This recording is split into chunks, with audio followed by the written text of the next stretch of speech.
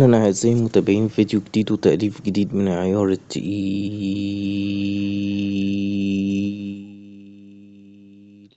جدا.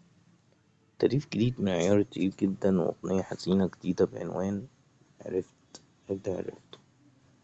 عرفت اللي عرفته، أغنية حزينة روعة جدا جدا يا أعزائي المتابعين، وأكيد هتنال إعجابكم، وده شيء مؤكد يعني، لأن انتوا دايما متعودين إن القناص إديتور بيعمل أفضل التأليفات على الإطلاق.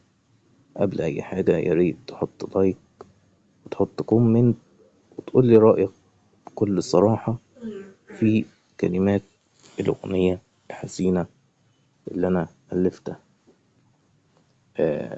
ياريت يا أعزائي المتابعين نحاول نوصل القناة ل500 مشترك، عشان القناة يعني في حاجة حلوة هتحصل لما القناة توصل 500 مشترك يا أعزائي المتابعين.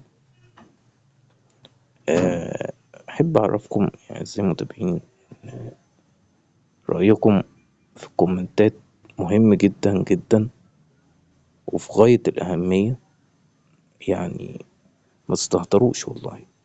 الكومنت اللي انت بتحطه ده بتقولي رأيك عشان أعرف إذا كان في عيوب في التأليف أو عيوب في الفيديو عشان نعدلها، إنما عدم وضع رأيك ده هيسبب في إن أنا معرفش إذا كان الفيديو معجبكش أو فيه عيوب ولا لأ.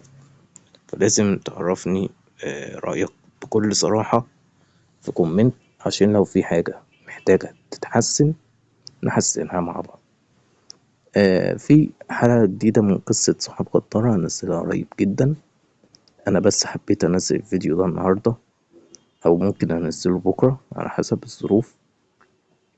بس لازم تبقوا عارفين يا أعزائي المتابعين إن التأليف إحنا مش بننزله كده بسهولة، إحنا بنعاني علشان نقدر ننزل لكم الفيديوهات دي، وبنعاني معاناة شديدة جدا.